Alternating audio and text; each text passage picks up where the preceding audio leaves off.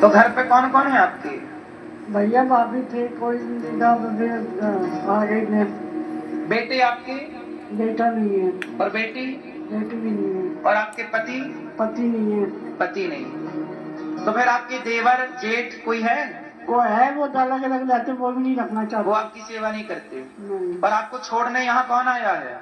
बहन का आदमी आया था, भांजा आया था, उसकी बीवी आई थी और भांजी आई थी छोड़ने के लिए। इतने लोग आपको छोड़ने आए? हाँ। जितने लोग छोड़ने आए इतने लोग एक एक महीना भी माँ को रखते तो सेवा हो जाती।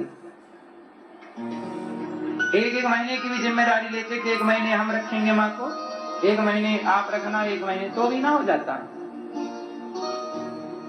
ये कौन है? ये भैया भाभी है। आपके भाई आए हैं? हाँ। बात कराओ भाई से।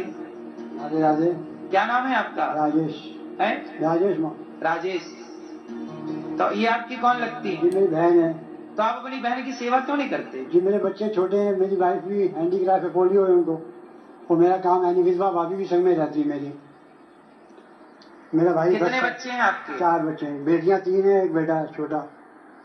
तो जब 4 की सेवा हो रही तो एक माँ की भी मेरा कर काम लो, नहीं बहन इतना, की। मैं काम में इतना नहीं, धंधा नहीं है मेरा इतना। विधवा भाभी भी संग में रहती है मेरे। है?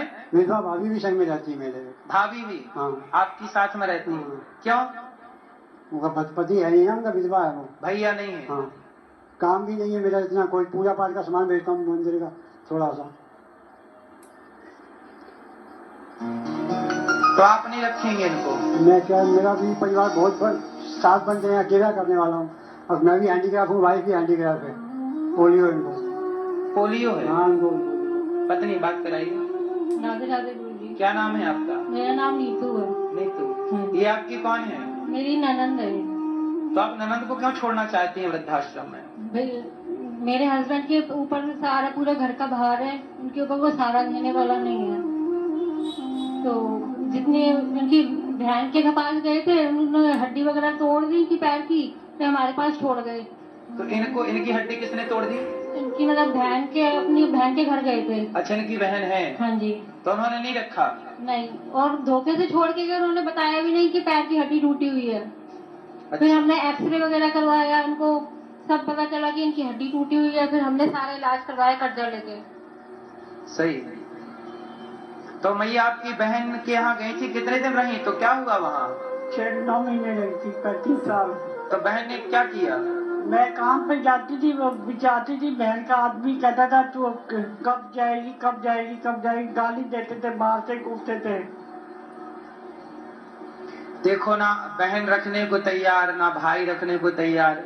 एक स्त्री बुढ़ापे में मजबूर है, और ऐसे मजबूर बेसहारा लोगों का सहारा बनना, इससे बड़ा कोई पुण्य नहीं है।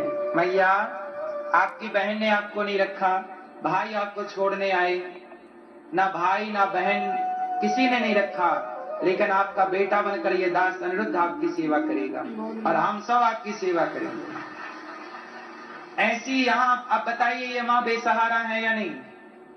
ऐसी बेसहारा 322, अभी तक 21 थी, ये सहित 322 माएं हैं। इन माओं का यहाँ पर इलाज फ्री, नाश्ता, भोजन, रात्रि का दूध, कपड़े, तेल, साबुन, मंजन, ब्रश, सब कुछ जो एक गृहस्थी में लगता है। आप भी जरूर इन माओं का सहारा बनिए और बताइए, ये पुण्य का काम ये दास अनिरुद्ध कर रहा है कि ये पाप है? अच्छा मैया, हमने आपसे कोई पैसे तो नहीं लिए? लोग हम पर आरोप लगाते हैं कि अनिरुद्धाचार्य जी तो पैसे लेकर माँ को रखते हैं। अब बताइए, माँ के पास पैसे हैं? मैया आपसे पैसे लिए हमने? नहीं। भाई से बात करिए, कोई पैसा तो नहीं दिया आपने? पैसा नहीं दिया, मुझे ऑफिस में उठा के चाय और पिलाइए, पानी पिलाया, लंगर भी खाया। इन माँ से हम लोग एक भी रुपए नहीं लेते, इंसानियत के नाते केवल सेवा करते हैं। इसलिए करते हैं कि हमें भी तो भगवान को मुंह दिखाना है। भगवान पूछेंगे कि तुम क्या करके आए हो, कहूंगा ना कि प्रभु सेवा करके आया हूं आपके भक्तों की। बेसहाराओं का सहारा बनने का प्रयास किया है, ये सेवा है।